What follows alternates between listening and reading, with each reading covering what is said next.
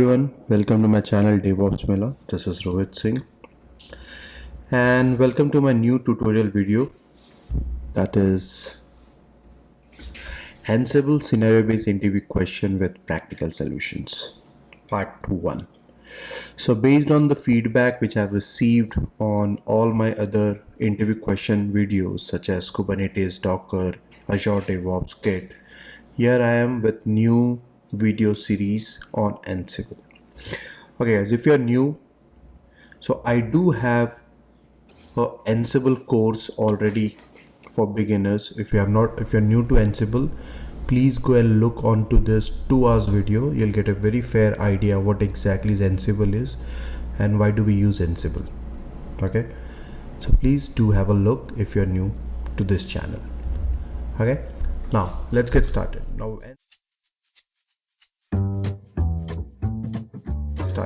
Ansible is a very important tool in DevOps, so understanding concepts of Ansible is very important. Hence, you can be assured that if you're giving a DevOps interview, you'll definitely get questions out of Ansible. Okay, so let's see what do we have in Ansible. So the first question is, explain scenarios when to use either Ansible-Playbook or ad hoc. Very straightforward question, guys. It's basically asking to explain scenarios when to use ad hoc commands and when to use the Ansible-Playbook.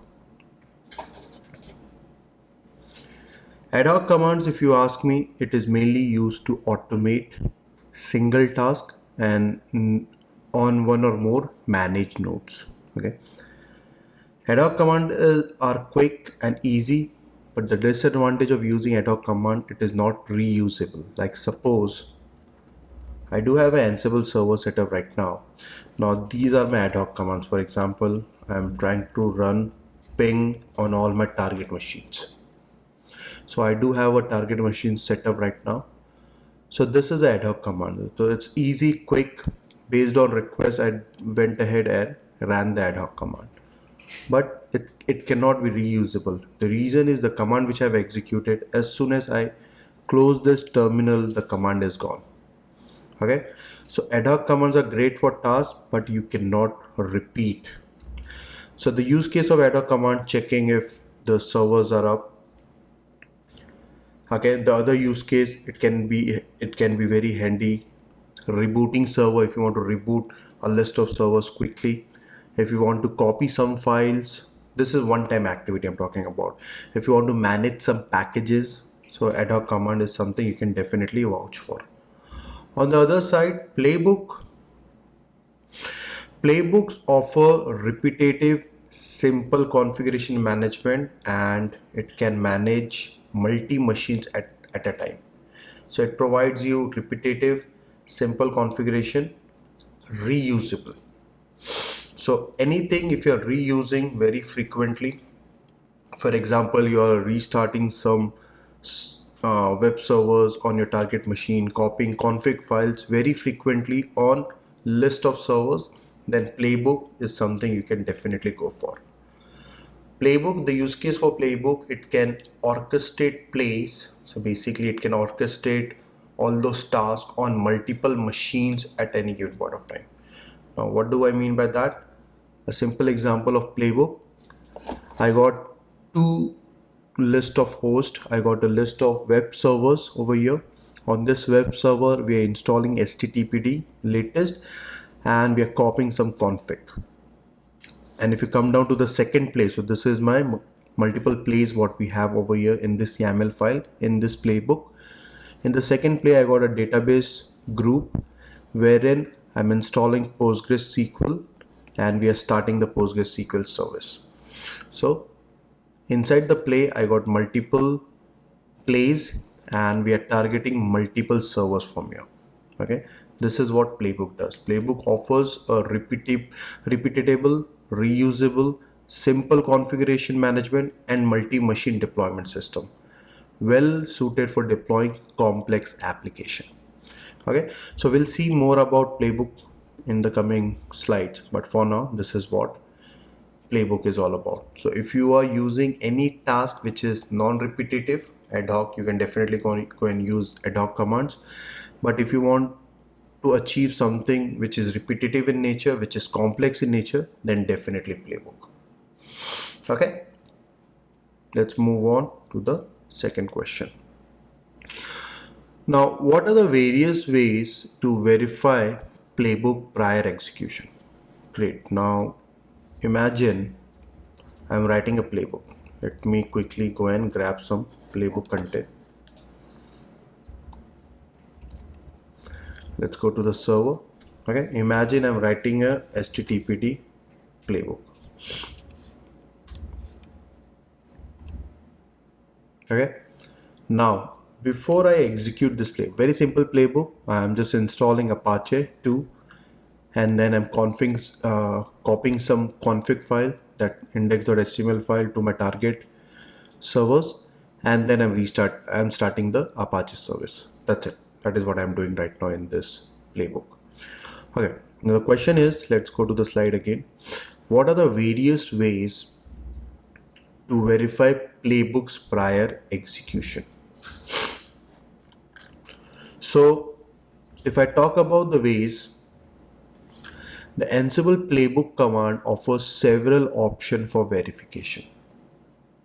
In Ansible, there are several flags using which you can verify your playbook.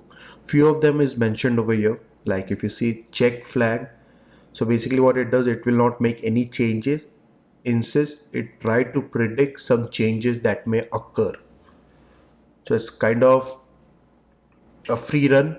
Nothing will get executed, but it will give you an idea what exactly will happen if you try to execute that playbook. Then you have some diff flag. So basically it shows difference between files. Okay. Then you got list host. So if you do a list, what will happen? It will output a list of matching host. Syntax check, perform a syntax check on playbook, but do not execute it. So these are some flags which you can use with Ansible-Playbook prior running your playbook. So if you want to check it quickly, let's come back and let's run this playbook, Ansible-Playbook, and let me use the check flag followed by the playbook.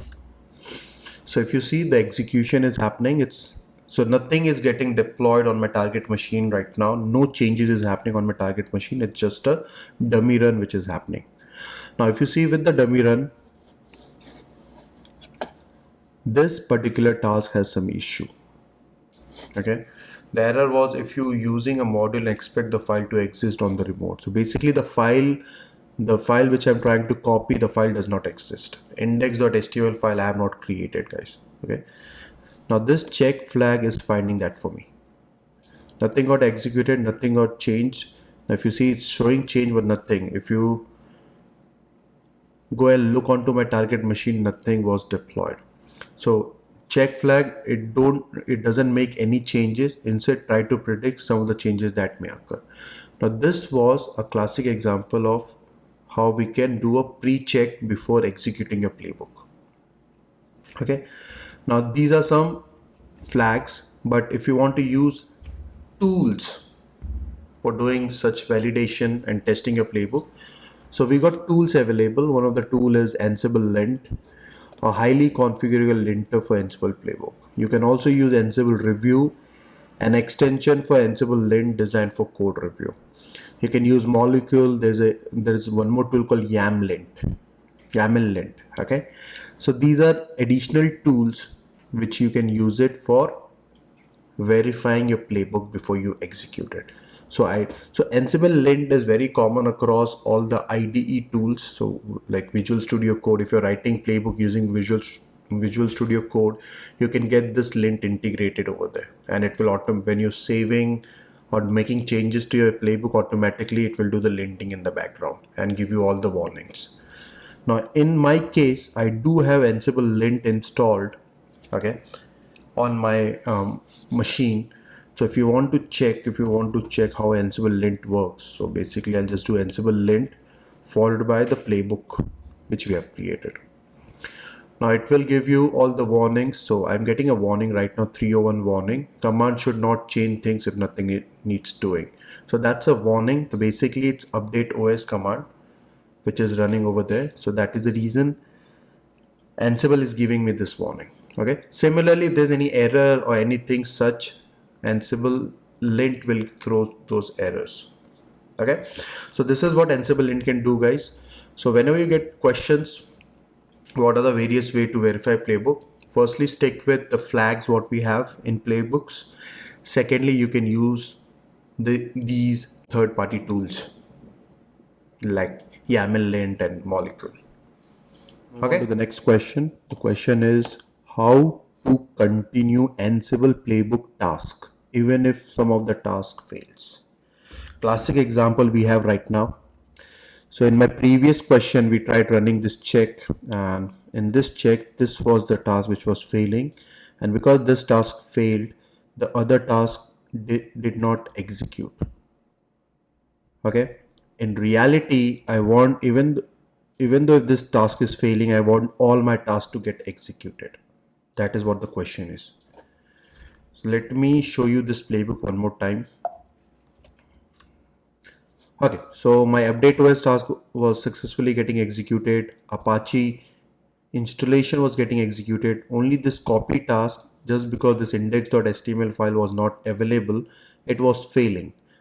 And because it was failing, the other task was not getting executed. Now, how do we achieve it? Even though if it fails, imagine this is failing on all my servers, I still want my Apache start service to get executed.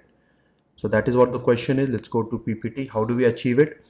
We can easily achieve it by adding ignore underscore error keyword to continue despite the failure. So this is the keyword which we can use. Even though the task fails, if you have this keyword added into your task, it will let your other task to execute. So by default, Ansible stops executing task on a host when a task fails on that host. So let's go and add this ignore error.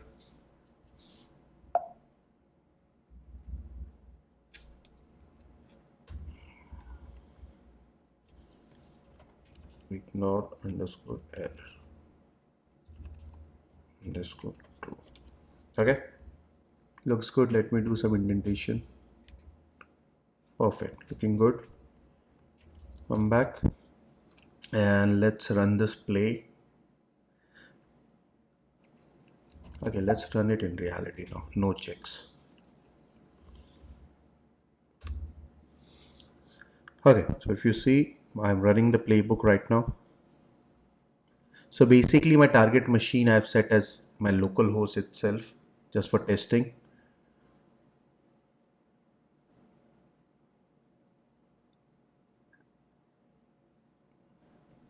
I can have all the list of my target machine added to my inventory file, guys. But this is just for video. I've created this single machine where I am running Ansible and I'm doing the execution on the same machine. Okay, now if you see, Apache install, gathering facts, updating OS done, changed, and this particular thing failed. But if you see ignoring, and I have the Apache service start. This is what ignore underscore errors will do. If you think this particular task may fail in some of the machine, go and add this keyword. It will ignore it and it will not let your other task execution fail. Similarly, like ignore underscore error, you got something ignore underscore unreachable. Suppose there are n number of target machine, there could be a great chance that some of the target machine might fail because the host is unreachable, because the required port is not open, could be any XYZ reason. So with this ignore unreachable, you can make sure the task is not failing. Okay, so we can ignore task failure due to host instance being unreachable. Again, one more question. How to make sure your task is getting executed even if you have all these errors on your way. Okay, makes sense, guys. Now if you want to verify if my Apache was installed or not, it's definitely installed. I can simply, because I'm running it on my local host, so I'll just do it systemctl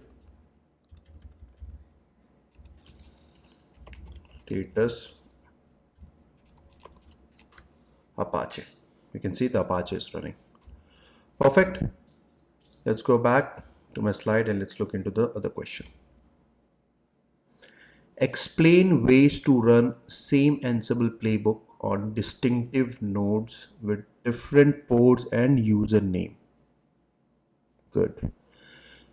So I want to execute my playbook, understand the scenario. I want to execute my playbook, but the target machine on which I want to execute, it's not the default port 22, that is the SSH default port.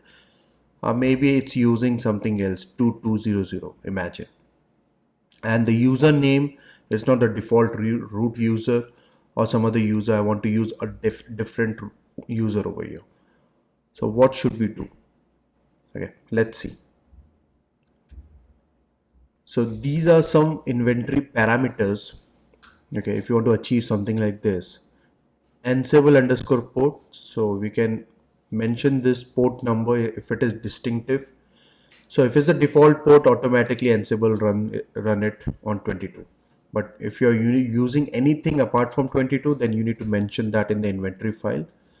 And you need to mention the username also, and this Ansible underscore user. These are two parameters which you can define for that particular group of machines, or if it's an individual machine, then one machine, and you need to have these parameters defined for those machines. Okay, how exactly this is done? So I'll have one more VM setup. So give me a minute. Let's set up that VM and let's change the SSH setting on it. Okay, so I'll just pause the video, I'll set up the machine, I'll come back. We have the server setup. So I got one more VM setup done. So let's go and update the inventory file first.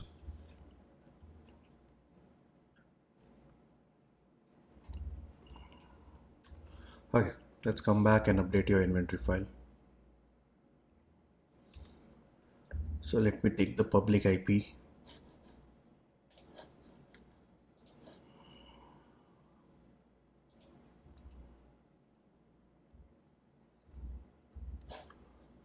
Okay, so we have the public IP, Ansible user. So we're using a different user this time. Ansible test user. Ansible, let me pass in the Ansible password as well. So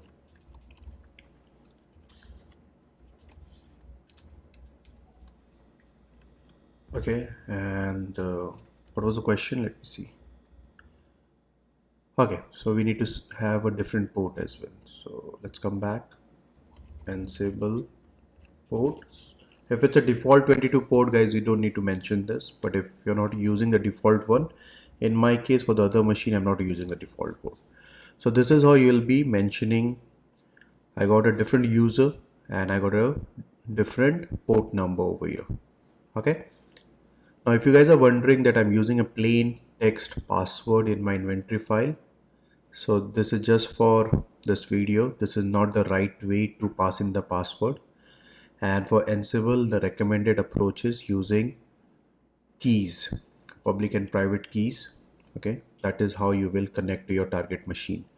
But later in this video, I'll show you how to avoid displaying your password like this if you're using a password based authentication. But the right way, if you ask me, it's always using the key pair to authenticate your target machine. This is not the right way from the security perspective. Okay, so just to tackle this question, how do we run a playbook on distinctive nodes and distinctive username? So we got the different username over here and I got a port number 2200. Now let's see if it works. So I can run the ad hoc command to test it. Ansible all -m and I can do a quick ping. So if we are able to do a ping, that means we can do everything. So if you see this, I'm getting a response, successful response. Okay, so this is how this can be achieved. You can use inventory parameters And using these inventory parameters, you can achieve running your Ansible playbook or an Ansible ad hoc command onto a different port altogether. Okay, let's move on. Explain the importance of role and create a role to install Apache web server on your target host. So the question is, it is asking you to explain why do we use roles, okay, and create a Apache web server on your target host using these roles, Ansible role. So let's see. So role enable us to reuse and share your Ansible code efficiently. Role primary mechanism for breaking a playbook into multiple files. It basically simplifies your complex playbook and make them easier to use. So role can help you organize your playbooks. It can help you share your playbook. It can help you reuse your playbook.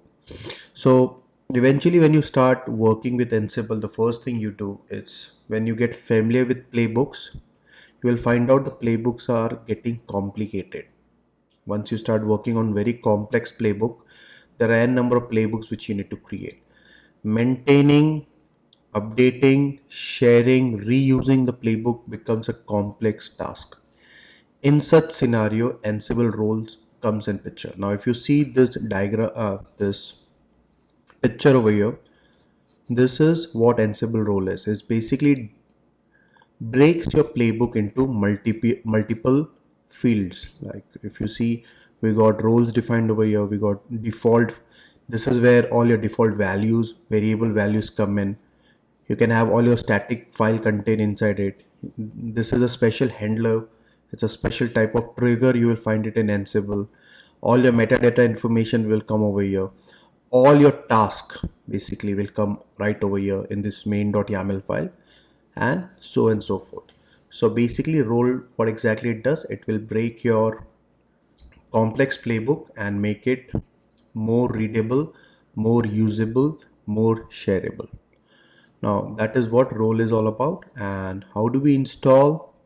So this is the other question was to install Apache web server on your target host. So basically it is asking you to create your own custom role which will be installing Apache. How do we create a custom role? Let's go back and see. Okay.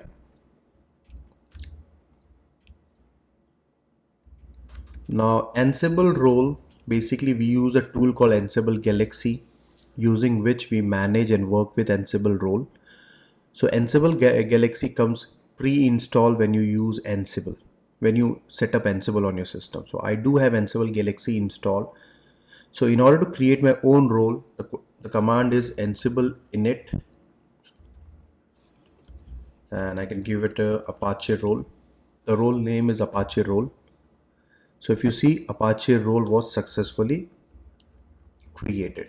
Now this role is completely blank, guys. If you go and look into this, let me go inside. Okay, so these are all the fields. Let me install one tool. Install tree. Okay, now we can have a visibility. This is how. So it's completely blank right now. We have nothing in it. But what I can do, I'll start filling up the information. So the main file is task main.yaml file, where all your tasks related to your file will come in. So this is the place. What I'll do, I'll copy my task first. Let me go back. Let me open this Apache 2.yaml. Okay. Let me copy my task.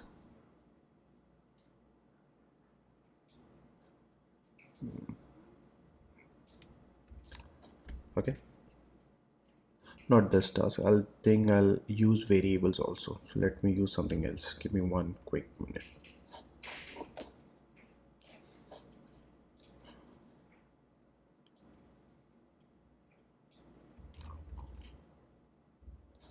Okay. Let me exit out, go to my role.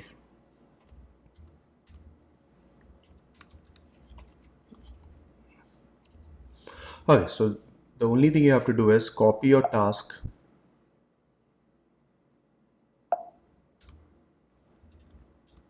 and simply come and paste it over here. Now if you see this, I got all my task added over here. I got my update OS Apache. Now this is Jinja 2 templating, guys. I'll be defining this variable into a different file right now. And then I got my copy index.html, which I'll go and create now while I'm running this role. And then we got this Apache start service. So it's the same thing. Okay. So this comes under task. Okay. This is done. Now where do I define my variable? There are multiple places where I can define variables over here. Okay, I can have in my default section, this gets the lower precedence. Okay, but the right way to define a variable will be in the variable section. Okay, so I'll go into that file, where's .main.yaml, and let's come back.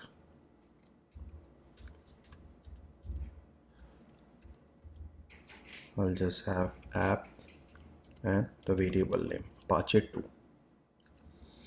Okay, so what exactly we did? We have created a role, we initialized a role, I have updated my task field with all the tasks, and I got my variables defined in my variables. So this is how you'll be breaking your playbook into multiple files, making it more readable. Now, if I want to use this role, what I have to do? I have to go back and create one playbook. Let's come outside this playbook. Now let's create a playbook. Let's name it as Apache-Role.yaml, and let's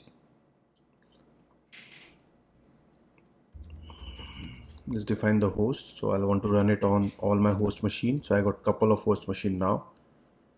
Let me give root privilege true, and then let's use the roles. This is how you'll be defining using the roles. What is the name of my role? Apache-role, correct? Now it will go and fetch the role for me. Now this is the only thing. All the information regarding my playbook is defined inside the role. This is how I'll be calling my role using a playbook. And now I can go and run it. So Ansible-Playbook followed by Apache-role.yaml. Okay. No, I have not created the index file, so that part will start failing again. So let me have echo welcome to Ansible, and let's have an index file created. Okay, I do have an index file now. Okay, let's run the playbook. Ansible-Play Apache-Role.yaml. Perfect. Now if you see this, the execution is happening. I was able to connect to both the machines. It's updating OS on both the machines. Post that, it will start the installation, Apache installation, and then it will copy my index.html file there. Okay, let's wait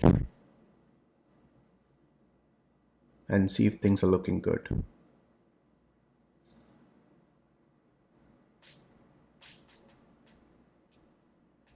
I'll pause it over here. I'll come back once the setup is done. Okay, so the playbook execution using a role was executed successfully. If you see on both the machine, the changes were done. Now, how do we verify? Let me copy paste the public IP of my other machine, and let's see if I'm getting an output. Welcome to Ansible. So we have successfully deployed our Apache web server, and we have successfully copied an index.html file, a custom file. Perfect, looks good. This is what we wanted. Ansible-Roles. That's for you. Okay, let's move on.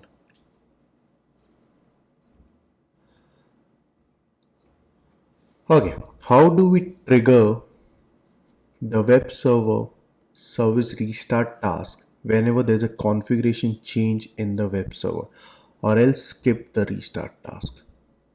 Okay, there's a question over here. Understand this question. So there is a specific task which I want to trigger if something else happens. The scenario over here is, let's go back to the console, the terminal, sorry. Now let's go back inside the, so I'll make use of role over here, Apache role. Okay, and let me show you task.main.yaml. So the question is, whenever there is a change in the configuration, okay, then only this restart service should run. So I'll just change this to restart it. Okay, so understand this scenario, guys. Okay, when my playbook gets executed, everything runs from top to bottom. Now whenever there's a change inside this config, whenever there's a config change detected by Ansible, then only this restart service should get triggered, or else it should not get triggered. As simple as that. How can we handle it? This is the scenario. How do we handle something like this? So this is a trigger which I'm trying to handle. How do we handle that? We can use Ansible-Roles handlers option for achieving the above use case. So handlers is something we can use if you want to have anything as such to be achieved. Okay, so let me just take this section out from here. Let me delete this. Okay, now this part I'll go and add inside my handlers. So VM handlers main.yaml file. So I will have this task added inside my handler file. Let's go back.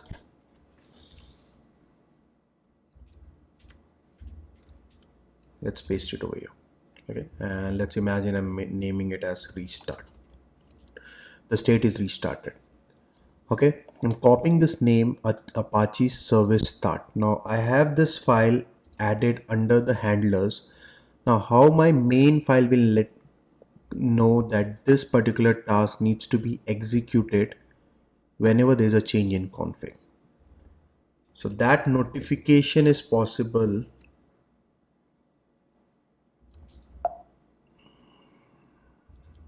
let's go in task main.yaml.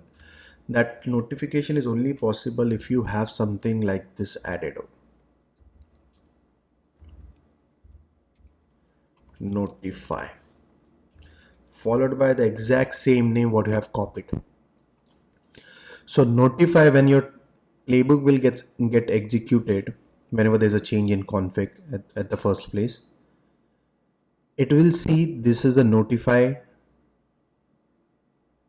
There's a notification up there in this task. So it will check if there is a change in config file. If there's no change in config file, the restart task will simply get skipped. And if there is a change in the notification config file, the Apache restart service will get executed. Okay, how exactly it works? Let's see this. I made the changes. Let's go back, and we do have a playbook created already. So let's run that. Ansible-Playbook. I'm not making any changes. Sorry, making any changes into my config file for now. Apache role.yaml. Okay, let's run this. Let's see if my restart task gets executed or not. Okay, now if you see this, the copy file, there was no change. Do you see the restart service getting executed? The restart task getting executed? The answer is no. Let's go and make changes to the index file. Let's have trigger from handlers, something like this. I'm just adding some random strings, okay, into my index.html file. Perfect. Now there's a change inside my index.html file. Let's go and run this.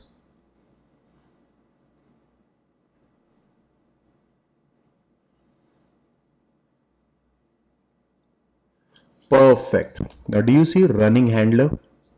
There was a change in my config file, and that particular task has notified to Ansible that there is a change in the config file. Hence, the trigger what we have set inside the handler, it got executed.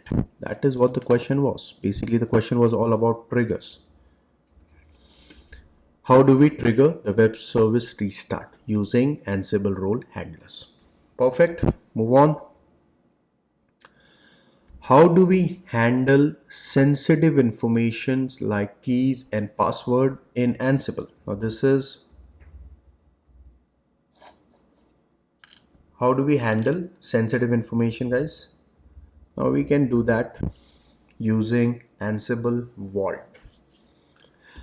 Okay, now you guys might have noticed I was using plain text. That was on purpose, guys. I would have easily used key pair and I would have connected to my host machine, but I just wanted to cover this Ansible-Vault topic. That is the reason I was using it. Now, okay, why do we use Ansible-Vault?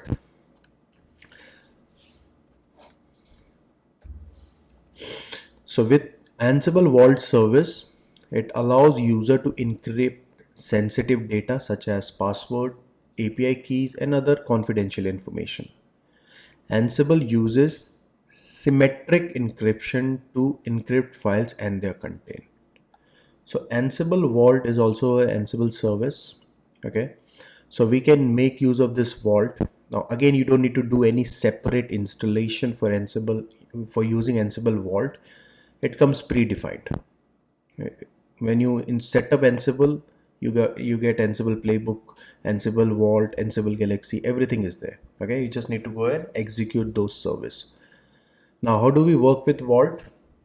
Very simple, guys. Let me show you some example of Vault before we go and execute the complete. Let me show you how to encrypt and decrypt using Ansible-Vault.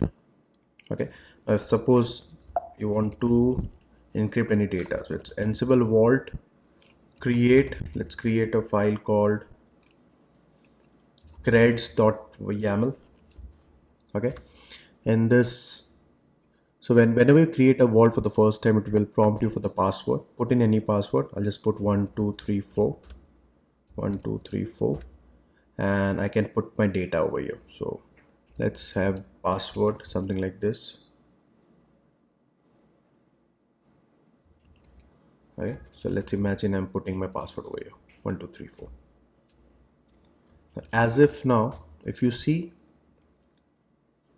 it's a simple YAML file which I have created, but if you do a cat now, it is encrypted with Ansible-Vault AES 256. So this is your password got encrypted. Now similarly, if you want to view your password, you can simply do Ansible-Vault view followed by cred.yaml.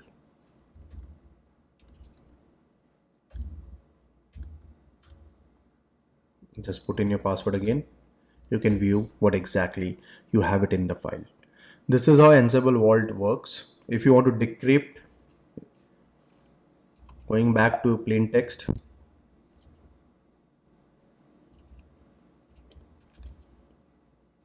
creds.yaml, put in your password, and you can now do a cat.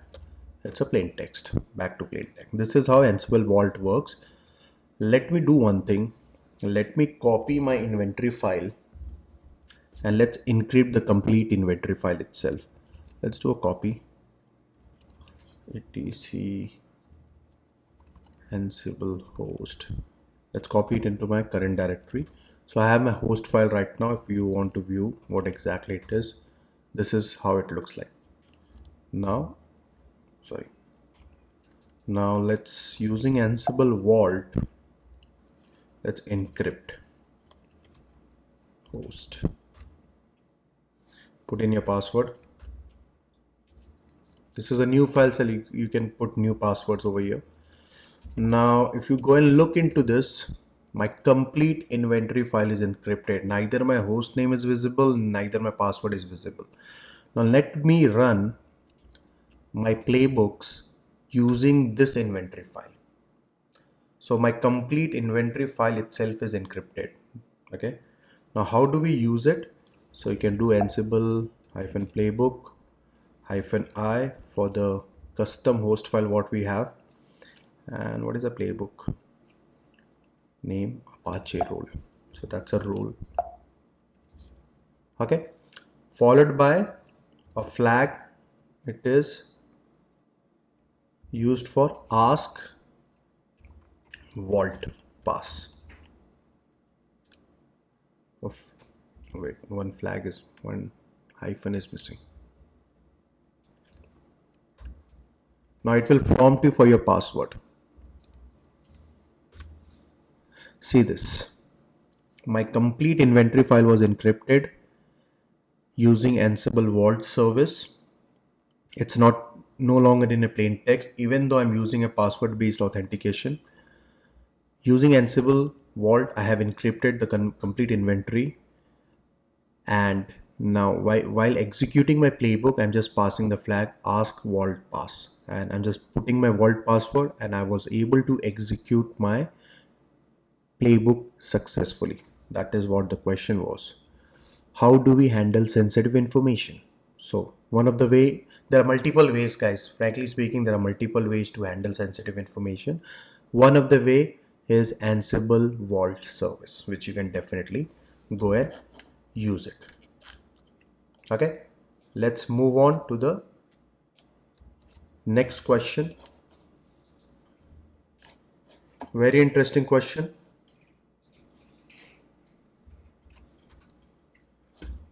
Explain pull and push based configuration.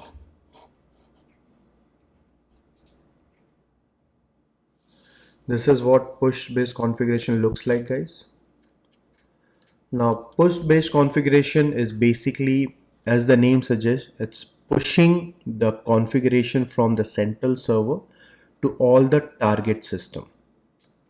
So push configuration management tool initiates a push configuration changes from a central server to all the target system.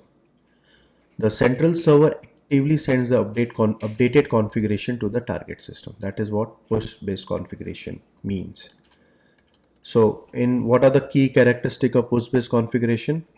It is centralized controlled. It works on push model. So everything gets pushed from the centralized server. It's good for immediate updates. It's good for real-time interaction, and it mainly works on agent-based approach. Okay, some example of push-based configuration could be Puppet, Salt Stack, etc. And what is pull-based configuration? Pull-based configuration management tools, on the other hand, enable target system to independently fetch configuration from a central repository. So the role is revised. Now, based on request, your target machine will connect to your central server and pull the configuration from the central server whenever it is required. The target system periodically or on demand request and retrieve the update from the central server. So what are the key characteristics of pull-based configuration? It is decentralizedly controlled. So it is not getting controlled centralizedly. It works on pull model. It's pulling, all your target machine is pulling changes from the centralized server. It can be scheduled or it can be trigger retrieval. It is agentless and it is light. Okay, it could be agentless or light agents. Some example of pull-based configuration, it could be Chef, CF engine, and let me tell you, Ansible works on both the model. It works on pull-based model as well as it works on push-based approach. Okay, so this is pull and push configuration management for you guys. Very simple, straightforward. If there's a question pull-based, changes are getting pulled from the push based. Changes are getting pushed from the centralized server and it gets managed centrally. Pull based, changes are getting pulled from by the target machine from the centralized server whenever it is required. It's a need basis. Okay, so that's it for me, guys. If you like the video, please put in your comments and please tell me if you require a part 2 for this. I'll definitely work on and we can get a part 2 of Ansible. Okay, and please don't forget to put in your suggestion thought in my comment box. Okay, thank you very much. Have a nice day. Bye bye.